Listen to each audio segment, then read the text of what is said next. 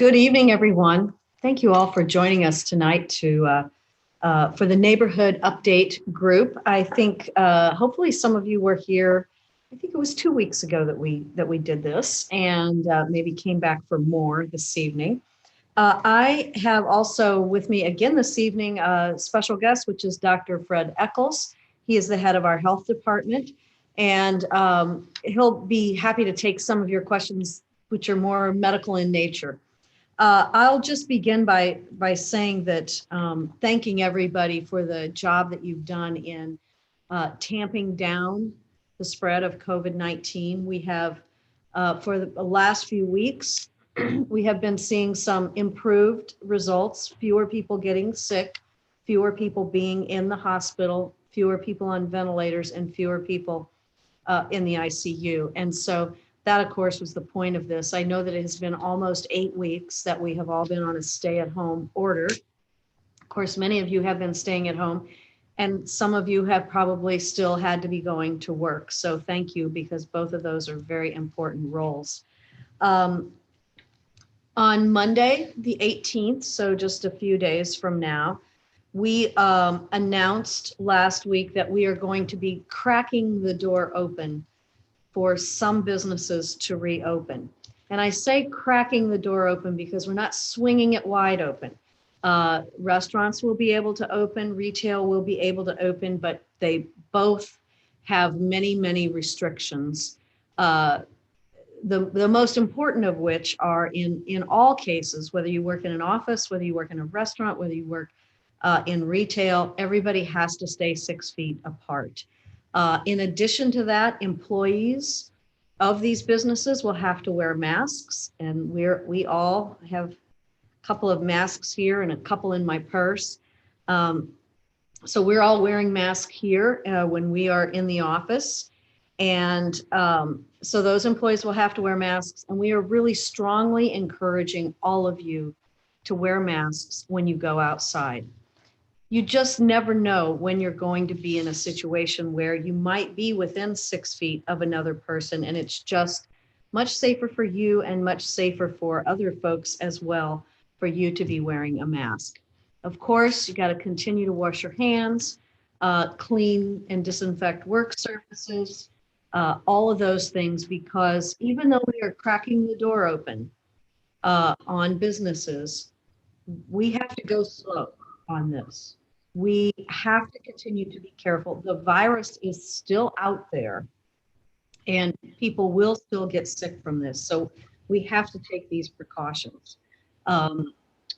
It's simply a matter of making sure that we try to protect ourselves and try to protect other folks as well. So that'll be beginning on Monday. Now, just because you're allowed to open, if you're a business owner, just because you're allowed to open on Monday does not mean you have to open. That's totally up to you. You're in the best position to make that decision. I know many businesses that I've spoken with who do not plan to open Monday. They're going to take a bit of a wait and see approach. And I think that there's a lot of common sense in that approach. So you're not required to open. You may open as long as you have PPE, personal protective equipment, as long as you have the masks, as long as you follow the guidelines of social distancing. We did issue, and it's on our website, industry guidelines for each industry, for offices, for retail, for restaurant, for hotels, for transportation. There are 8 different sets of guidelines issued there to help you figure out how to reopen in a gradual way and still protect both yourself, your employees, and your coworkers. So I'll leave it at that. I'm sure that you may have lots of questions about that. I'm more than happy to visit with you about those. I know we have a lot of questions, right? So I'll just get straight to your questions, and then hopefully we'll get through all of them.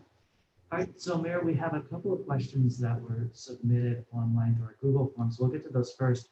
But for everyone listening, if you're an attendee and you want to ask a question, you can either use the Zoom raise your hand function, and we can do a question live on air, or you can use the Q&A function and we'll read those questions aloud.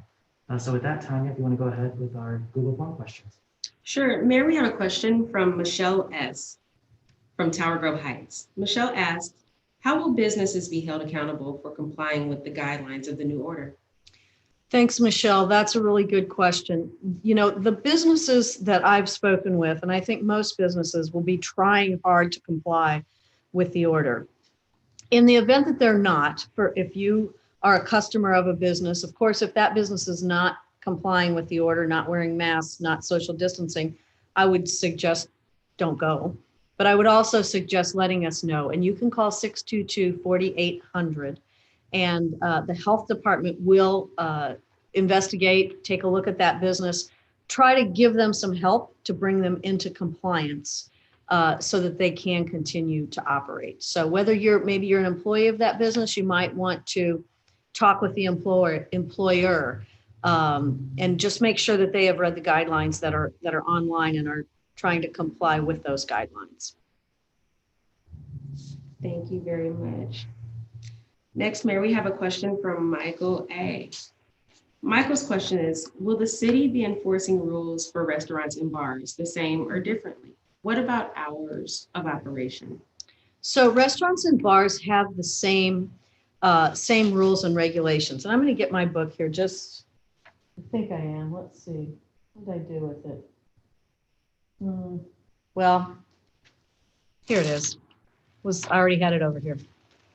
So this is all online. This just happens to be a printed copy, which, you know, I'm using as a reference. And there are a number of pages in here, a whole tab on bars and restaurants and what they have to do. And fundamentally, it's tied to social distancing and many, many cleaning procedures, monitoring of employees' health. There are procedures for staff arrival and departure, and there are a number of those. Procedures for restaurant preparation. There are a number of those, cleaning and sanitizing. So any restaurant and or bar has to follow all of those guidelines and those procedures as they apply to their particular business. And yes, we will be monitoring that. Right there, we have a question submitted through Zoom. Sharon would like to know, when do you anticipate restaurants being fully able to open? We hear a lot of people who want to stay closed, but there are a lot of us in the city, maybe a majority even, that want the people who are concerned to stay home and the rest of us go out and drink. So again, when do you anticipate? Say that again. There are a lot of us who want to what? There are a lot of us that want to go out and have a drink or go out to a restaurant. Yeah, So right. when do you anticipate those restaurants being able to fully open? Well, restaurants will be able to fully open with restrictions, if that makes any sense to you, on the 18th. So their tables have to be 6 feet apart. So people have to be 6 feet apart. They'll have to have some partitions. Maybe they have booths there. They would have to have a partition between the booth. So you will be able to go out to restaurants and bars, but you will have to socially distance. I mean, there's none of this, you know, everybody bunching up at the bar. That's not gonna fly. But certainly you can go out to restaurants beginning on Monday, those that are open. Thank you, Mayor. We have another question from Michelle S. of Tower Grove Heights. Can you please speak to the current capacity of contact tracing and plans to increase that? Also, can you explain how contact tracing capacity has already been met to support reopening? Yeah, if it's okay, Michelle, I'm going to bring in Dr. Echols. I'm going to step out of this frame and let Dr. Echols talk with you about contact tracing. It's a very interesting process, and he'll do a better job than I am. So I'll be back. Hi, Dr. Echols. Would you like for me to repeat the question? Yes. Okay. Can you speak to the current capacity of contact tracing and plans to increase that? Can you explain how contact tracing capacity has already been met to support reopening? So contact tracing is a critical part of the health department's response. So contact tracing isn't something that's new. We do it for other communicable diseases, such as in all outbreaks, as well as sexually transmitted infections. And what it entails is, when we have one case that's reported, we have to identify every contact that that individual has had. So every close contact for COVID-19, we have to identify every close contact that one case has had. And so we reach out to them, we contact them, and then we monitor them for 14 days. That 14-day period of monitoring looks very different now than it did before COVID-19. At this point, the health department has worked with IT platforms or IT agencies that have provided resources for us to automate some of the process. So instead of us having to call an individual every morning and evening to obtain their temperature as well as do a symptom survey, this automated process where we use their telephone number or their email address to get that information from them. So that has saved hundreds of staff hours. But again, that happens each day throughout the course of their monitoring period. So a period of 14 days for those individuals. To increase our capacity, we have leveraged resources within the health department. So we have dedicated communicable disease investigators as well as HIV prevention staff who have history and knowledge and experience of implementing or conducting contact tracing.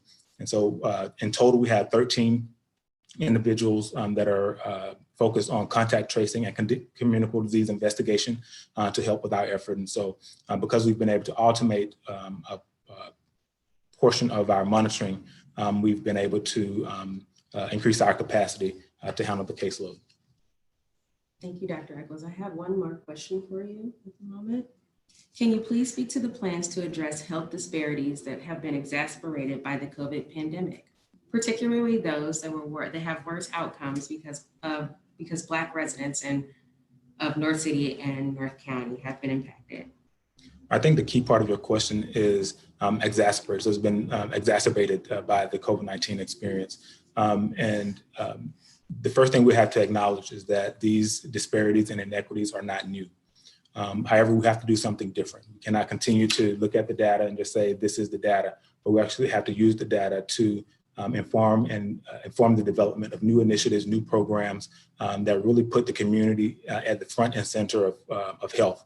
In the health department, we've already started using the COVID-19 situation to actually do that.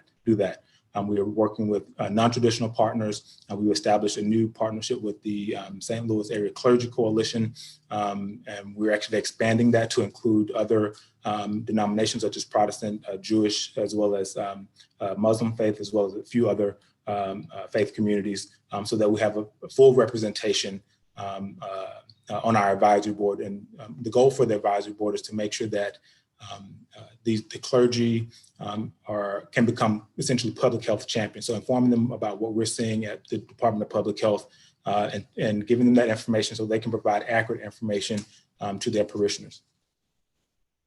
Thank you, Dr. Echols. Mayor, I think the next question is going to be something for you. So someone who has identified themselves as a concerned citizen in our Zoom call, they want to know how you anticipate bars specifically, but also restaurants, how they can enforce social distancing. You might have 20 people in a bar that normally has a capacity of 50 to 60. What are your guidelines for that? Well, I think you're absolutely right. I don't know if it's Mr. Concerned Citizen or Ms. Concerned Citizen, but I think you're absolutely right. Bars and restaurants, and frankly, retail and offices are all going to have a much reduced occupancy when they comply with the social distancing. And I know that will be a struggle for some of these businesses, but it's necessary to implement the social distancing. So you're right, you might have a restaurant or a bar that normally has tables packed in and folks kind of, elbow to elbow, and that's, you're not going to be able to have that and practice the social distancing. Okay. Mayor, I have a question from Kelly M. from the Central West End. Her question is, what process is in place to determine how CARES Act funding is spent in St. Louis City? Well, thank you, Kelly. So let me talk just for a minute about CARES Act funding. You might know that I think it was last Thursday, the city of St. Louis received $35 million through the state. That's CARES Act 1. And St. Louis County, a week or 10 days before that, had gotten $174 million because they got their money directly from the federal government. So I know that wasn't quite your question, and I'll get to your question, but the city of St. Louis St. Louis County is getting 50% more per person than the city of St. Louis. And that's a troubling situation for us. And we are trying to work with the state to rectify that, because we should be getting 52 or 3 million based on a per capita of about $173 or $4 per person. But anyway, that said, your question was, how are we spending that money? And how are we deciding how to spend it? So the money has some pretty tight guidelines on it. It can only be spent to reimburse us for direct COVID-related expenses. So for example, money that we spend to buy masks, money that we spend to buy test kits, money that we spend to mask, test kits, there's all kinds of things, gowns, medical supplies, money that we spent to house some of the individuals 101 individuals that were unhoused in downtown. We added a capacity of 236 beds to the homeless beds, not just the physical beds, but also the individuals, the caseworkers. We hired folks to do that. So those are some of the big categories of things that we are spending money on right now. We are also planning to spend money on things like utility assistance for folks. Not only is homelessness taking care of someone who's already on the street, but it also has to do with trying to prevent people from being on the street. Also having programs to help small businesses, or help businesses in general, but generally small businesses, restart. We have a program that we'll be rolling out shortly for that. We had one already. It was a smaller program, $5,000. We expect to have another one here shortly. So there are a lot of things that we need to spend money on. Also to spend money to help make sure that we're providing the services that are needed for individuals who need to be tested, individuals who test positive, individuals who, contact tracing. All of those expenses are the kinds of expenses that we can use in order to be use the CARES Act money for. Thank you, Mayor. We have a question from Kyle of Soulard. Hi, Kyle. Kyle says, hello, Mayor. Thank you for the work that you're doing here in St. Louis to get the funds needed from to allocate the funds from the CARES Act. However, I know that the money will still not cover the budget shortfall that is anticipated. What services do you believe would be the first to be cut from the budget? Street repairs, refuse, public safety. Thank you. You're giving me some hard questions there, Kyle. So the CARES Act money actually is not allowed to be used to replace lost revenue. And that's unfortunate. There is CARES 2, which Congress is discussing now, but that's not done yet. And we are hopeful that through CARES 2, we will be able to replace some of the lost earnings tax, the lost sales tax that normally we rely very heavily on to provide basic operations for our city. So what will be cut first? There are very few things that we can actually stop doing. Of course, we need police services. Of course, we need fire services. Of course, we have to pick up your trash. Of course, we've got to cut the grass in the parks. So that is a real struggle for us to think of any one thing that we could totally cut out. More likely, we would make some cuts across the board. We have not done that yet, although that's something that we are anticipating. Let me ask you the question, and I'd love to have your, can we get written responses on this? We can, people can type responses. So if there's something that you think we should cut out, like, do you think we should cut out, somebody suggested to me that we should cut street sweeping. Maybe, although, that puts a lot of dirt into sewers, and that's a whole nother problem. Somebody suggested to me that we should stop cutting grass in parks. I'm probably not going to do that. I don't see how we're going to do that. So why don't you think about some things, and I'd be happy to have your input on that. Thank you, Mayor. So back to another of our Zoom questions. Stephen Victor wants to know, we're opening bars now. why are we not taking that a step further and going to gyms? Bars and gyms, they're different. Gyms right now in phase one are closed. And there's a whole spectrum, I know that you all know this, of gyms. There's little boutique gyms, and then there's big gyms with, dozens and dozens of people in them. So the reason gyms aren't opening is that in general, in gyms, you've got a lot of people breathing hard if they're really working out, right? That spews out, potentially germs. You also have a lot of people sweating. That's on the machines. There are lots of machines that are close together. So there's all kinds of issues with gyms and this communicable disease that we have here. So that's why at this point in time, we have not opened gyms. And I know a lot of people are missing their gyms. And, I don't know, the alternatives to that is, working out at home or taking a run in the park, those sorts of things. But I don't think that's like going to a restaurant where people are socially distanced, where folks are generally at a table with their own group, and where you can do a lot of cleaning. So I think that's the issue with gyms. Here we have a question from Emily of Tower Grove Park. Hi, Emily. What is the guidance for summer camps? What should parents plan for? Can summer camps be held respecting the 10-person gathering limit? Emily, we expect to have some guidance out on that. If you would ask me 2 days ago, I would have told you we'd have it out by now, but we don't. It'll be soon though. Let's call it day camps as opposed to, sleepover camps that's a whole nother thing. But day camps, childcare is open, but childcare generally is defined for littler kids, kids maybe 6 and under. Camps, the way I think of day camps are, mom or dad or both have to go to work, and they sign their kids up for day camps, which they believe will be healthy, will be enriching experiences for them, but it also allows mom and dad to go to work. So day camps, I think we will figure out how to get those open at some point in time. They do have to, smaller groups are certainly better. Even within a camp, you would want to maintain a small group. And there'll be some activities that you just won't be able to do in day camps, like play soccer, play basketball, some of those sports which are contact sports. It's unlikely you'll be able to do those, but you will be able to do other things.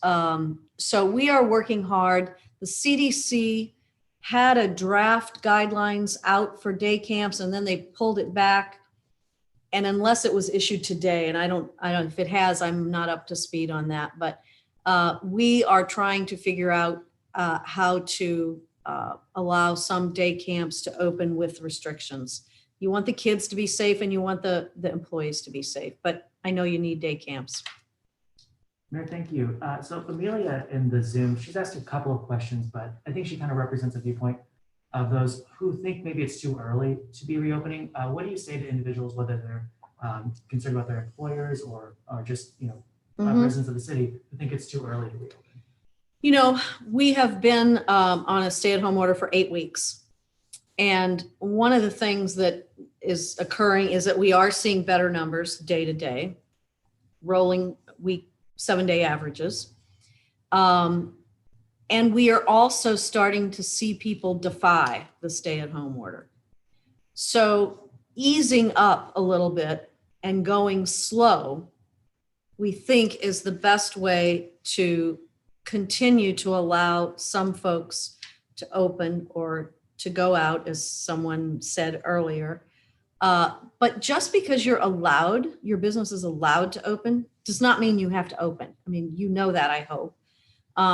Similarly, for people who have, who are maybe older or have an underlying health condition, they really should continue to stay at home as much as possible, not be out and about and potentially having exposure to COVID-19. So this is a balancing act here of trying to just crack the door open. I know I've used that metaphor before, but crack the door open without swinging it wide open, because this is not This is not the time to party. This is, the time to, okay, now you can go out to eat.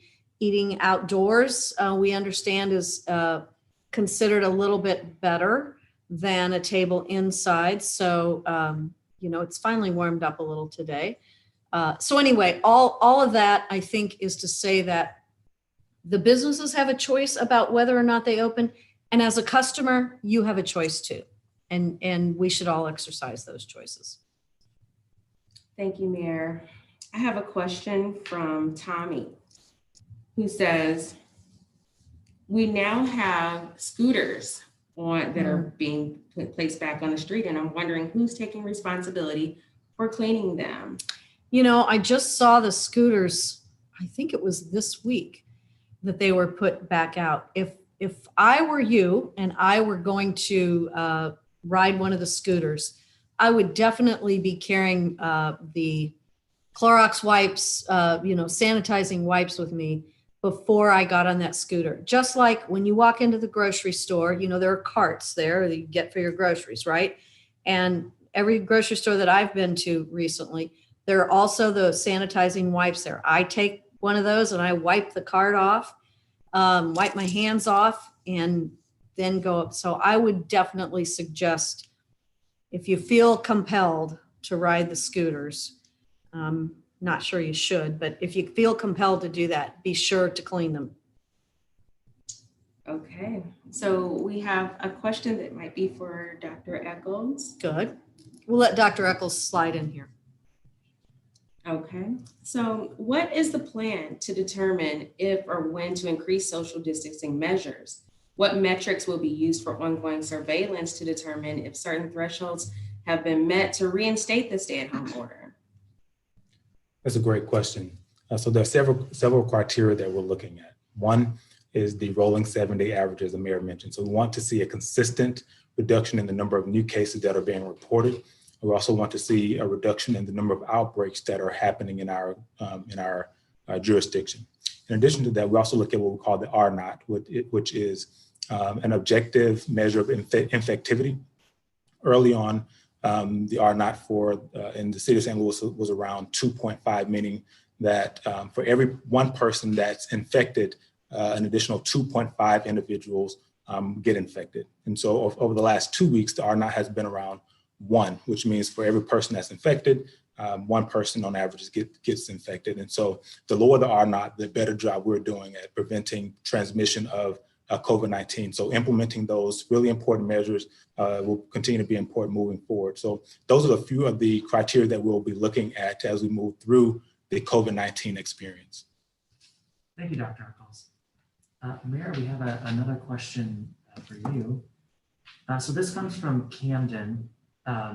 He wants to know, how are restaurant workers supposed to stay safe with customers not wearing masks when eating or drinking? Is there any sort of guidelines the city is providing for those restaurant workers? There are a lot of guidelines. Who is this from? Camden? Camden, there are a lot of guidelines for workers, restaurant workers. Number one, you should be wearing a mask. If you are a server or someone who's working in a restaurant, you're actually required to be wearing a mask. And that is protection for you and protection for other people. Your customers, who come in to eat, should really be walking in with their mask on. Of course, they would have to take it off to eat. We all understand that. Other things are, you should be using disposable menus, or if you have like a laminated menu, you would have to clean that between every customer. Some restaurants have suggested that they are going to say to people to look at the menu on their phone, because this is your own phone and you can look at the menu there. There are a number of guidelines and procedures that restaurants have to use in order to open and in order to continue to stay open. So as someone who works in a restaurant, go on the city's webpage, stlouis-mo.gov. It's right on the homepage. Click on the COVID tab. You'll see it's order number 8. It's Dr. Echols' Health Department order number 8. You'll find it. It's right there on the homepage. Go to the section about restaurants and read up on that. Thank you, Mayor. We have a question from Kelly. What is the city's plan to ensure an accurate and complete 2020 census count, especially in neighborhoods north of Delmar? Kelly, that's a great question because, for the last 2 months, everything has been COVID. And, that's sort of all we're talking about because we're in a worldwide pandemic. That's understandable. But we have also been working on the census. We have what's called a complete count committee. We had a call just last week with the Secretary of Commerce, Wilbur Ross, because we know that we don't have very good reply rates to the census yet. And so we do have a whole group of people, the census has hired a whole group of people who in the not too distant future will begin calling on people's homes. Now, if you can encourage and just ask people, because everyone's been so consumed with COVID. I got my census, there's a little PIN number in the mail, and I think we did it, my husband did it actually, the first or second day. So I'm in, but if that's still laying around the house somewhere in a pile of mail, dig that out, go online. You can do it on your phone, you can do it on your computer, and fill out your census. It's very, very important for our federal funding. Our federal funding is tied to how many people we have. And so if we don't get people counted accurately, if we don't get everyone counted, it costs us money, which means it costs you service. So we're encouraging everyone to do that. There will be people that'll be door knocking and going door to door over the summer until the end of the census. Mayor, we have our first question from YouTube. Diane wants to know, can you give us an update on the eviction moratorium? Has that been extended? Will it be staying in place? What do you see happening? So we expect to see the eviction moratorium extended again. It was first extended through April 19th, I think, then through May 19th. We do know that the Missouri Supreme Court has said that there won't be any jury trials, any court cases until towards the end of June. So we are expecting that no eviction order will be extended end of June, maybe into July. And so we'll see about that in just the next few days to see that extension come through, but we are expecting that. Thank you, Mayor. We don't have a name for this one, but the question is, will City Hall be open on May 18th for licensing issues and taxes? City Hall will not be open to visitors on May 18th. We will begin bringing employees back to work. We will still be having a number of people working from home, but City Hall will not be open to visitors on the 18th. Now, most of what you need to do, you can do online. And there will be people in the office to take your calls. There still is a skeleton crew even right now, but on Monday, we expect there will be more people in the office to take your calls. But probably be a couple more weeks before City Hall is open to visitors. And then the visitor experience will probably look different because we can't have a lot of people sort of bunched up in the halls of City Hall waiting to do various procedures. You may have to get a number and wait in your car until, or however. So we're trying to work all that out right now. Mayor, we have a question from Barb Nelson. She says, we have hundreds of Meals on Wheels clients that are elderly or disabled in the city. Mm-hmm. Many of those also have home health workers coming to their homes. What is being done for those workers and clients, whether it's through testing or resources available to them? So one of the things that we're doing, Barb, is, and this will be starting actually next week, we expect to provide everyone who's getting Meals on Wheels with masks and gloves with those meals so that they can make sure that any visitors that they have are wearing masks. That's already in place. Home health workers are in the healthcare industry and they have to already have to follow infection control procedures. And that includes, of course, masks, gloves, that sort of thing. Okay. But I should say that, and Dr. Echols, do you want to talk about the nursing homes? Okay, this is a related question, not quite what you asked, but I'm gonna let Dr. Echols talk a little bit about nursing homes. Thank you, Mayor. So one of the challenges that we've become aware of over the last couple of months is the lack of resources that nursing homes and other long-term care facilities have had, which has prevented them from properly implementing some of the essential infection control measures. And so the city is coming together to support them by providing them with masks and hand sanitizer and other resources. In addition to that, over the past couple of months, the health department has went out to long-term care facilities to provide infection control education for administrators and their staff, because the long-term care facilities care for very vulnerable population, so the elderly who are more at risk for experiencing more severe complications associated with COVID-19. So we want to make sure that their residents, so the elderly, are properly protected. We also want to make sure their staff are able to provide those essential services in a safe manner. Thank you, Dr. Echols. Mayor, I think we have a question for you. This question is from Tommy Bullard.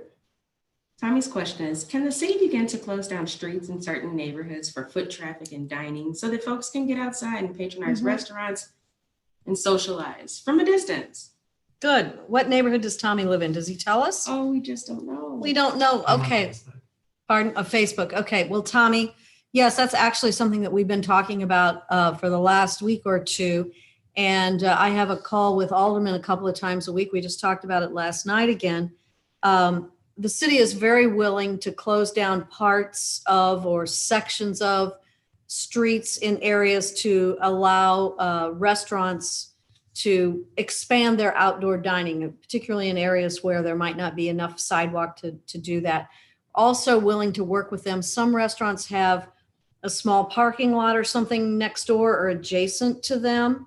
And some of the restaurants are proposing to use part of that parking lot for some outdoor dining space. And what we've asked aldermen to do is to get with their business community, because they know their neighborhoods best. Get with their business community, get with the neighbors, make a proposal for what block or what section of a street that business community and that neighborhood will support closing down in order to expand dining. Now, there'll be some limitations. We're not going to let, Kings Highway, Hampton, you think about your big streets, no, but some side streets, some smaller streets where it wouldn't inconvenience people too much to drive in a different way, different direction. As long as the neighborhood and the business community and the neighborhood supports it, the city is going to waive the fees for that and do whatever we can to help those neighborhoods implement that outdoor dining. All right, Mayor, so we have our first, pretty late in the session, person who wants to ask a live question. So good. His name is Raphael Green. We're going to bring him on now. He should be able to unmute himself now and ask a question. Hi, Raphael. Unmute yourself and then talk to us. I see your name up here, but I don't see you unmuted. Do we have to unmute him? Hello. Oh, there he is.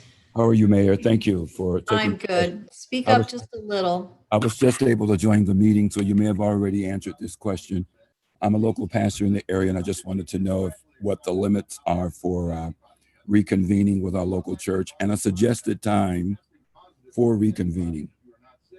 So churches will be able to open on Monday the 18th for services with many guidelines. You really have to follow the CDC guidelines. But for example, parishioners would have to be 6 feet apart.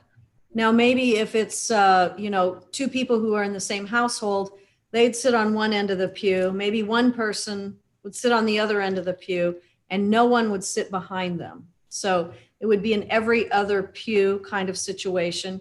Okay. In a traditional church setup. And I don't know your church, but, there would often in church, there's, you greet people, shake hands, hug. That you really just should not do that. Choirs in church really can't have a big group of people singing together, because singing is expelling a lot of air. What other kinds of things? Those are some of the big things. You have to maintain the social distancing, and people should all be wearing masks in church. Okay, So, thank you very much. and those are just a couple of the things. Sure, thank Mayor, we have a question from Ben M. Don't know what neighborhood. Okay, But he Ben? says, can you please open the tennis parks at city parks, the tennis courts at city parks, especially at Francis Park? We promised to play 6 feet apart. We 55 and older seniors need the mental and physical activity of our love sport. Thank you. So it's Ben, right? It is. So Ben, on Monday, the 18th, parks will remain open. They've been open the whole time in the city. Playgrounds will be closed, remain closed, and contact sports in parks will remain closed. So what's a contact sport? It's soccer, it's basketball, it's some kind of skating rinks, roller hockey, but it's not tennis. We hope tennis is not a contact sport. So we are hoping to be able to open the tennis courts. Okay. Mayor, we have a question from Charmin S. This question came from Facebook, and we don't know what neighborhood, but she's asking, when will the city libraries open back up? And do you have any information about the schools? So that's a great question, Carmen. I spoke, I think it was last weekend, to Waller McGuire, who is the president, executive director, the head guy at St. Louis Public Library. And they are looking at their procedures right now, and they are thinking that they're going to open in early June. He didn't give me an exact date. And, they're looking at how they can open and maintain social distancing and make sure they wipe off their counters. So they are hoping to open in early June. And I know a lot of people are missing their libraries. So no exact date yet, but it'll be a couple, 2-3 weeks yet. Oh, and you asked about education. I'm sorry. So schools, we don't control schools, but the school, we do have an individual in my office. He's the director of children, youth, and families, Will Pinkney, and he's on calls with the schools a couple of times a week. And that's St. Louis Public Schools, as well as charter schools, as well as independent schools and parochial schools, who are all trying to figure out what school reopening looks like. I don't believe there's anybody who's thinking of reopening for summer school, but they are talking about, well, what is it going to look like in the fall, in August? And we all hope that schools will be able to reopen in August, but we just don't know the answer to that question yet. All right, Mayor, I think we're getting to the last of our questions. Okay. I did want to let you know, Jacob is watching from home. Yeah. Let us know the library actually did just post their plan on Facebook, so we'll be sure to check that out afterwards. Okay, good. We'll check that out. So Mayor, if you want to go ahead and wrap us up and something like So that. thank you all for being on. I think we had maybe 40, I got to put my glasses on to see that. Looks like we have about 42 people on the line.